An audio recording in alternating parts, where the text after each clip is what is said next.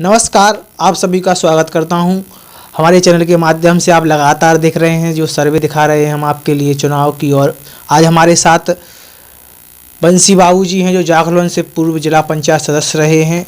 तो आज हम जानते हैं कि जो चूँकि उन्होंने मेहरौनी विधानसभा 227 से आवेदन भी किया है विधायक के रूप में, तो भारतीय जनता पार्टी के एक अच्छे वरिष्ठ नेता हैं। तो आज हम जानते हैं क्या है उनकी तैयारी, किस प्रकार आगे अगर सीट मिलती है तो क्या रोल रहेगा विधानसभा 2022 के चुनाव में।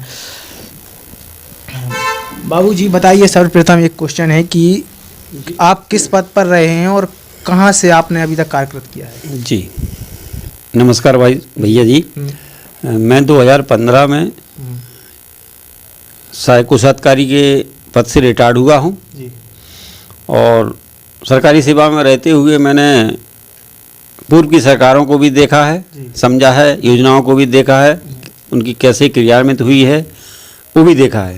रिटायरमेंट के बाद 31 अगस्त 2015 को मैं रिटायर्ड हुआ हूँ और ठीक भारतीय जनता पार्टी में आस्था रखते हुए मुझे भारतीय जनता पार्टी ने जाखलौन क्षेत्र से मुझे जिला पंचायत सदस्य के रूप में प्रत्याशी घोषित किया। और उस समय उत्तर प्रदेश सरकार में समाजवादी पार्टी की सरकार थी जिसको लोग गुंडा राज कहते थे।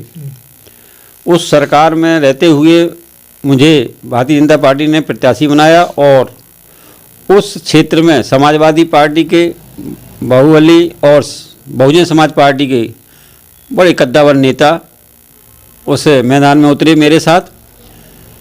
तो कुछ लोगों ने मुझसे कहा कि बाबूजी आप तो रिटायर्ड होके यहाँ आए हैं, आप इन लोगों से कैसे जीतेंगे, आप तो जितना आपका पैसा पेंशन का मिला है वो सब बर्बाद हो जाएगा और आप हार जाएंगे, आप काहे को राजनीति में आए। तो मैंने कहा कि नहीं, मेरी दिली इच्छा थी कि मैं अपने क्षेत्र में जाऊं और जनता की सेवा करूं और किस तरह से जनता का विकास होगा, गांव का विकास होगा, क्षेत्र में किस तरह की समस्याएं हैं उसका निराकरण करने के लिए मुझे कुछ थोड़ा सा सरकारी सेवा का अनुभव था। उस धारणा को लेके मैं इस जनसेवा के रूप में आया हूं और अपनी विचारधारा से, अपने कार्य से, अपने व्यवहार से और जनता की प्रेम स्नेह से मुझे 2015 में भारतीय जनता पार्टी के जिला पंचायत सदस्य में के रूप में मुझे उस क्षेत्र की जनता ने मुझे चुना और ऐसे कद्दावर नेताओं को पराजित किया जो अपने आप को कहते थे कि कहाँ ये बाबू माबू आ गया, ये कौन जीतेगा। दोस्तों तो मेरा कितने हजार वोटों से जीते आप लगभग? मैं वैसे बहुत गंभीरता से समझ लीजिए कि बहुत त्रिकोणीय संघर्ष था। और ऐसे त्रिकोणीय संघर्ष से कुल हम लोग 3 प्रत्याशी थे जो 150 के अंतर से मैं जीता था। अच्छा, एक और क्वेश्चन है कि जब एक आधिकारिक तौर पे रहते हैं, जब एक अलग वो रहती है बात, जब एक राजनीतिक तौर पे जाते हैं तो जनता किस प्रकार देखती है एकाएक? हाँ, ये जनता बिल्कुल सही बात कहा आपने। जो नया आदमी आता है तो उसको पहले जनता ये सोचती है कि ये आएगा तो कुछ काम करेगा। तो कई लोग जो है राजनीति में जाके राजनेता बन जाते हैं, अपनी जो है आकांक्षाएं पूरी करने लगते हैं। सेवा का अलग अलग आदमी का एक पैतरा होता है, एक आधार होता है। मैं अपने जिस भाव से गया हूं तो मैंने तो ये सोचा कि मैं जनसेवा के रूप में जाऊंगा और लोक सेवा के रूप में काम करूंगा और गरीब लोगों की किस तरह से मेरी मदद हो। मैंने अपने सेवा काल में भी लोगों को जो कुछ बना मैंने अपनी मदद की, उसका ये प्रभाव रहा कि मैं जनता में के बीच गया तो मुझे जनता ने प्रेम दिया और जिला पंचायत का सदस्य भी मुझे बनाया। इसी भाव से मैं जनता पार्टी में, चूँकि ये विश्व की पार्टी है और ये भी देखा है कि भारतीय जनता पार्टी का जो विचार है सबका साथ, सबका विकास, सबका विश्वास लेके और ये सबकी राय लेके अब आगे बढ़ रही है और गरीब लोगों की जनहितैषी योजनाओं को क्रियान्वित कर रही है, धरातल पर कर रही है। ये सारी बातों को ध्यान में रखते हुए मैंने भारतीय जनता पार्टी का दामन थामा है और मरते दम तक अपने भारतीय जनता पार्टी का कार्यकर्ता रहूँगा और अपना संकल्प लेके काम करता रहूँगा। अच्छा, मान लीजिए आपने इसका पर्चा भरा है, ये आवेदन किया है विधानसभा सीट 227 मेहरौनी से, चूँकि अभी मनोहर लाल पंत मंत्री भी रहे वहाँ से उनकी बात अलग अलग है, आपकी बात एक अलग है। जब अगर आपको मान लीजिए पार्टी, एक बड़ी पार्टी है भारतीय जनता पार्टी, अगर आपको टिकट दे देती है और जी मान लीजिए भारतीय जनता पार्टी को इस बार जनता चाह भी रही है, इस प्रकार से विकास हुई हैं, जो लगातार योजनाएं सीधे व्यक्तियों के खाते में पहुंची हैं, जो लगातार उन्हें लाभ मिला है, तो उसको लेकर जनता एक अग्रसर है, लेकिन एक विकल्प देख रही है जनता। उस विकल्प को आप कैसे देखते हैं? देखिए, जनता का ये जनता सर्वोपरि है। हाँ। और जनता के मत से ही हम आप सब विकासी कड़ी में, सरकार की सेवा में, सरकार के माध्यम से, जनता के माध्यम से हम जो है प्रतिनिधित्व करते हैं। तो सर्वोपरि हमारी जनता है। रही बात जो है विकास की, कि हम किस तरह से जनता को काम करेंगे, किस तरह से विकास करेंगे। सरकार की योजनाएं इतनी अच्छी हैं, चाहे वो किसान के रूप में देख लीजिए और चाहे गरीबों को देख लीजिए, सारी योजनाएं हैं किसान और गरीबों के लिए। आप कृषि विभाग में जाइए, सारी योजनाएं जितनी आई हैं सब किसानों के लिए हैं। अनुदान के रूप में नए नए विकसित यंत्र के माध्यम से जो नई तकनीकी आई है किसानों के लिए, कि किस तरह से आपकी उपज दुगनी हो, आप किस तरह से काम करें, खेती करें, यंत्रों के माध्यम से सरकार की यही मंशा है कि हमारा किसान नई तरह की तकनीकी रूप में फसलें उगाए और अपनी आय दूनी करे। इसी तरह से जो है हमारे गरीब तबके के लिए योजनाएं जो दी हैं, आयुष्मान आपका जो है निःशुल्क गैस कनेक्शन दिया है, शौचालय दिए हैं, आवास, मुख्यमंत्री आवास दिए हैं, और गरीबों के लिए सामूहिक विवाह योजना भी चलाई है। ये सब जो है गरीबों के हितकारी योजनाएं हैं, जिसका क्रियान्वयन धरातल पर हो रहा है। भारतीय जनता पार्टी कर रही है और आगे भी करेगी। इसी भाव को लेके हम लोग जनता के बीच में जाएंगे और भारतीय जनता पार्टी को विजयी बनाएंगे। प्रत्याशी हमारा कमल का फूल है, इसी भाव से हम लोग पार्टी का काम करेंगे। अच्छा, मनोहर लाल पंत जी को टिकट मिलती है तो क्या आप वहीं पर रहेंगे जो आपका पद है भारतीय जनता पार्टी में? हाँ, ये बहुत बढ़िया। मैं जो है एक भारतीय जनता पार्टी का कार्यकर्ता हूँ और कर्मठ कार्यकर्ता हूँ, भाव से अपनी जो है जिस पद पर रहूंगा। ये डायलॉग तो आप कल्याण सिंह जैसा दे रहे हैं, जैसे वो कहते थे कि मैं भारतीय जनता पार्टी कार्यकर्ता हूँ, रहूंगा और अंतिम चलता है। बिल्कुल, ये क्या है कार्यकर्ता हूँ में? ये किस प्रकार की विचारधारा लाते हैं? कहाँ से लाते हैं ये विचार? नहीं, ऐसा है, हमारा भाव है कि हम जिस प्लेटफॉर्म पे आए हैं। आपका भाव क्या है कार्यकर्ता? नहीं, मैं अपनी बात कर रहा हूँ, कार्यकर्ता तो हमारा है ही है। मैं अपनी बात कर रहा हूँ। जैसे आपने पूछा कि आप मंत्री जी को टिकट मिलेगा तो आप क्या करेंगे, इस पद पर रहेंगे, तो वही मैं अपनी बात रख रहा हूँ कि भैया मंत्री जी को मिले तो मैं सम्मान से उनके साथ में रहूंगा। वो हमारे सम्मानीय मंत्री जी हैं। ये संगठन का निर्णय है। संगठन जिसको भी देगा, दायित्व देगा, मैं उनके दायित्व में अपना खरा उतरूंगा और पार्टी का काम करूंगा, चाहे पद पर रहूं या ना रहूं।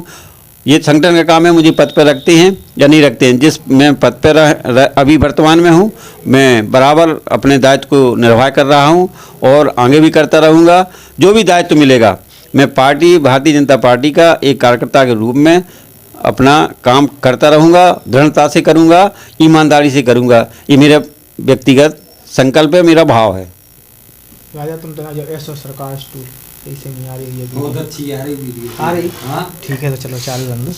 तो एक और क्वेश्चन है कि बेरोजगारी जो एक मुख्य रहती है, ललितपुर बुंदेलखंड से लेकर युवा इंदौर, पुणे कहीं बेरोजगारी करने जाते हैं, इसके लिए कैसे देखते हैं? हाँ भैया, बेरोजगारी की बात जहाँ तक है, सरकारी नौकरियाँ भी निकल रही हैं।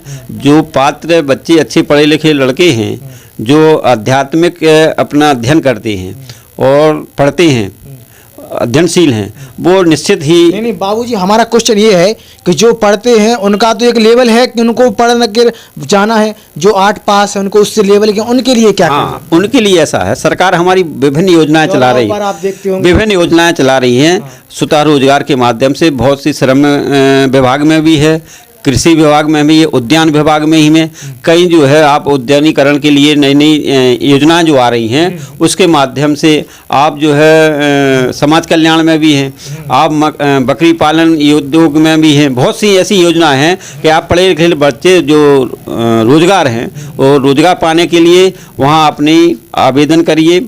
शिक्षा से जो भी आपका लक्ष्य हो, जो भी आपकी भाव हो कि हम इस कैटेगरी में जाएंगे, चाहे वो बढ़ई के रूप में लीजिए, विश्वकर्मा के रूप में देख लीजिए, मछली पालन में देख लीजिए, सारी योजनाएं जो हमारी इसमें हैं,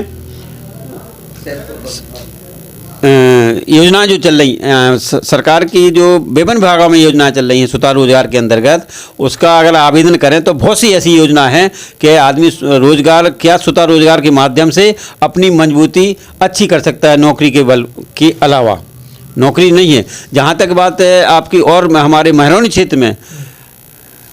क्षेत्र में जो है आपका ये फूड पार्क जो लगने जा रहा है, इसमें तो हमारे बल्क पार्क, हाँ, उसमें तो समझ लीजिए एक है दवाइयों का जो एक मेडिसिन तैयार होगा, उसकी उपलब्धता के लिए जो तैयारी होगी उसमें मजदूरों की आवश्यकता बहुत ज़्यादा पड़ेगी। तो हमारे वहाँ जो मीडियम वर्ग के मजदूर हैं या पढ़े लिखे लड़के हैं, उनको बहुत अच्छा रोजगार मिलेगा। और मैं चाहता हूँ कि हमारा जो है महरौनी क्षेत्र में अच्छा विकसित हो, और मैं क्या, मेरा जो भी प्रतिनिधि होगा वहाँ का, वो कोशिश होगी भारतीय जनता पार्टी की ओर से कि भारतीय जनता पार्टी महरौनी क्षेत्र के लिए अनेक योजनाओं के माध्यम से और जनप्रतिनिधियों और हमारे जो क्षेत्र के बुद्धिजीवी लोग हैं, चाहे पत्रकार का रूप में हों, चाहे वो वकील हों, वयोवृद्ध समझदार लोग हों, माते मुखिया हों, उनसे सारी क्षेत्र की योजनाओं से बारे में जानकारी करके और विकसित के लिए हम लोग एक कार्यक्रम बनाएंगे, ताकि हमारे क्षेत्र की महरौनी क्षेत्र की अधिक से अधिक विकास हो और लाभान्वित हो हमारा क्षेत्र। अब यहाँ की राजनीति को थोड़ा विराम देते हैं, राजनीति के लिए बुंदेलखंड। अब चलते हैं हम सीधे लखनऊ में जिस प्रकार भारतीय जनता पार्टी के मंत्री रहे स्वामी प्रसाद मौर्य, 5 साल आपकी पार्टी की मलाई चाटी, अब उसके बाद वो जाकर सपा में दामन थाम लिया है और कई विधायक भी गए हैं। तो क्या उनको किस प्रकार देखते हैं? क्या वो अब जान चुके थे कि अब भारतीय जनता पार्टी अब उनके लिए आगे कुछ करेगी कि नहीं करेगी? देखो भाइयों, वो सब जो है बड़ा क्वेश्चन है। हाँ, भागने वाले नेता है चूंकि यहाँ पे नहीं, वो भागने वाले थे, उनका नाम ही था, वहाँ से भी भाग के आए थे, तो हम लोगों को भी लग रहा था कि ये भाग के जाएंगे। अब रही बात उनका कि हमको महत्व नहीं दिया, भारतीय जनता पार्टी सबको महत्व देती है, सबको एक साथ लेके चलती है। और वो ये थोड़ी कि दलित पिछड़ों का वो नहीं, हमारा दलित भाई भी भाजपा से जुड़ा। अगर दलित और पिछड़ा नहीं जुड़ा होता तो आज हम जो है 300 के पार नहीं जाते भाई। इसलिए हमारा ये बिल्कुल जो भारतीय जनता पार्टी का सिपाही है, उसके साथ साथ भाजपा में दलित और पिछड़ा सबसे ज़्यादा जुड़ा हुआ है। इस बात से तो एक बात क्लियर होती है, स्वामी प्रसाद मौर्य जैसे नेता सवर्ण जाति के खिलाफ जहर उगलते हैं। ये उनकी व्यक्तिगत सोच है। ये सब जो है पारिवारिक वाले व्यक्ति हैं, अपनी परिवार को लेकर ही सब राजनीति कर रहे हैं। ये तो नहीं, ये दलितों पिछड़ों की बात करते हैं, लेकिन इनके पीछे इनकी मानसिकता है परिवार की रहती है, परिवार की रहती है कि हमारा परिवार कैसे बढ़े। एक परिवार को लेकर चलने वाले ये लोग हैं, अपना परिवार की सोचते हैं, बाकी ने नाम सिर्फ जो है पिछड़ों दलितों का नाम लेते हैं और करते अपने परिवार की बात। अच्छा, एक क्वेश्चन ये भी है कि जिस प्रकार ललितपुर में देखा जाए कि विपक्ष लगातार मेहनत कर रहा है, आप देख भी रहे होंगे, तो अब भारतीय जनता पार्टी सक्रिय भी हो चुकी है, कुछ सीटों का आवरण भी हो चुका है, वितरण हो चुकी हैं, तीसरे चरण का आने वाली भी है कुछ दिनों में।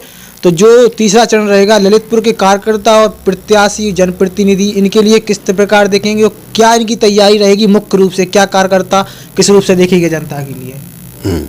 ये जो हमारा जैसे ही प्रत्याशी घोषित होगा दोनों विधानसभाओं का, हमारा पूरा जिले का कार्यकर्ता, मैं पदाधिकारी, प्रतिनिधि और जो हमारे प्रवासी के रूप में पार्टी के कार्यकर्ता यहाँ उपस्थित हैं, ये सारे लोग जो है अपनी एक रणनीति के तहत जो हमारे संगठन के दिशा निर्देश हैं, गाइडलाइन के अनुसार, आयोग की जो गाइडलाइन है उसके अनुसार और हमारी पार्टी के दिशा निर्देश के अनुसार हम लोग एक अहम भूमिका निभाते हुए और दोनों विधानसभाओं में सक्रियता से अपनी पार्टी को जिताएंगे।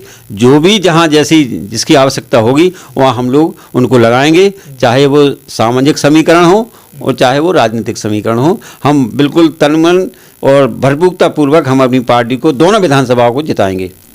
दोनों प्रत्याशी को टिकट रिपीट हुई, अनबन तो नहीं रहेगी भारतीय जनता पार्टी? नहीं, बिल्कुल नहीं रहेगी, बिल्कुल। ये सुनो तो, ये भारतीय जनता पार्टी के जो कार्यकर्ता हैं, कोई अलग जा रहा, कोई अलग जा रहा। एक ऐसी पार्टी के कार्यकर्ता हैं, अपनी चाल। नहीं, अब ये भारतीय जनता पार्टी के जितने भी पार्टी के कार्यकर्ता हैं, सब जो है बिल्कुल अग्रसर के साथ साथ नहीं, एक ऐसी पार्टी के कार्यकर्ता हैं जो इधर उधर नहीं भागते हैं। वो अपने राष्ट्रवादी पार्टी के कार्यकर्ता हैं, राष्ट्र की बात हित की बात सोचते हैं, अपने देश के हित की और गरीबों के हित की बात सोचते हैं। अच्छा, पहले योगी बाबा जी को, जो मुख्यमंत्री जी हैं आपके, पहले अयोध्या फिर मथुरा, आखिरी में पहुंचा दिया कहाँ पर? गोरखपुर। और वो कह रहे हैं कि अब घर वापसी हुई है। नहीं नहीं, ये देखो ऐसा है कि आदरणीय हमारे योगी साहब जो है गोरखपुर के रहने वाले हैं, गोरख मठ उनका है। वापसी हुई क्या? नहीं नहीं, घर वापसी का है, वो तो घर तो है ही है उनका घर, अपना उनका पूरा देश घर है। हैं मुख्यमंत्री जो सचिवालय में जो बैठे हुए हैं वो भी घर है, और गोरखपुर उनका मठ है, तो आते जाते हैं, सब खाते हैं अपने पैतृक गांव में, तो वो भी आते जा रहे हैं। लेकिन जो है अभी तक तो उनने कभी नहीं कहा कि हमको, उनने तो यही कहा आदरणीय योगी जी ने कि जनता हमको जहाँ से लड़ाएगी वहाँ लड़ेगी। जनता क्या, अगर वो यहाँ ललितपुर से लड़ना चाहे, जनता यहाँ से मांग करती तो यहाँ से भी जीतते और यहाँ से भी प्रत्याशी बना सकते थे, ऐसी कोई बात नहीं। वो तो जनता के ऊपर है, संगठन के ऊपर है, संगठन ने वहाँ गोरखपुर के लिए प्रत्याशी बनाया है, वहाँ से अखिलेश यादव कहते हैं अगर बाबा जी एक बार और मुख्यमंत्री बन गए तो वो प्रधानमंत्री के दावेदार हो जाएंगे। क्या बात सही है? नहीं, ये भविष्य बताएगा, ये कौन बताएगा, ये नहीं कह सकते। भारतीय जनता पार्टी में ऐसा नहीं है कि कोई परिवारवाद नहीं है, न वंशवाद है कि यही जो है। नहीं नहीं, लिमिट नहीं है, ये उनकी कार्यशैली के आधार पर है। कौन कार्यशैली किसकी कैसी है, कौन का जो है व्यक्तित्व है, वो संगठन के कार्यकर्ता और राष्ट्रीय नेतृत्व उसको तय करता है कि कौन हमारा मुख्यमंत्री हुआ और कौन हमारा प्रधानमंत्री होगा। ललितपुर के विपक्ष को कैसे देखते हैं? नहीं, ललित को विपक्ष तो है, अपनी जगह है वो, हमें विपक्ष से क्या ना, हम अपनी लड़ाई लड़ेंगे, सामने जो भी आएगा हम उसको टक्कर देंगे ना, हराएंगे भाई। अच्छा। हाँ बिल्कुल। जनता से क्या कहना चाहेंगे आखिरी क्वेश्चन? जनता से तो अपील है कि जो है राष्ट्र हित में और जो सरकार की योजनाएं क्रियान्वित हुई हैं गरीबों के लिए, जो योजनाएं आई हैं, गरीबी हमारा जो है सभी लाभान्वित हुए हैं, सभी हमारे गरीब लोग खुश हैं, चाहे वो किसी भी वर्ग का हो। मैं तो भी मानता हूं कि हमारे यहाँ गरीब वर्ग में सबसे ज़्यादा एससी और मोमडन को लाभ मिला है हमारी इस सरकार के द्वारा, सबसे ज़्यादा जो है, चाहे वो शौचालय की बात हो, चाहे जो है गैस कनेक्शन की बात हो, चाहे विद्युत कनेक्शन की बात है, सबसे ज़्यादा लाभ। और आयुष्मान भारत कार्ड जो गरीबों को मिला है वो भी, हाँ, ये तो सबसे ज़्यादा हमारे गरीब तबके के लोग और इसी वर्ग के लोग होते हैं जिनको लाभ मिला है। निश्चित तौर पे हमारी जो है जनता भारतीय जनता पार्टी को और योगी जी चुनेगी और हमारे योगी जी पुनः मुख्यमंत्री बनेंगे। योगी जी या केशव प्रसाद मौर्य?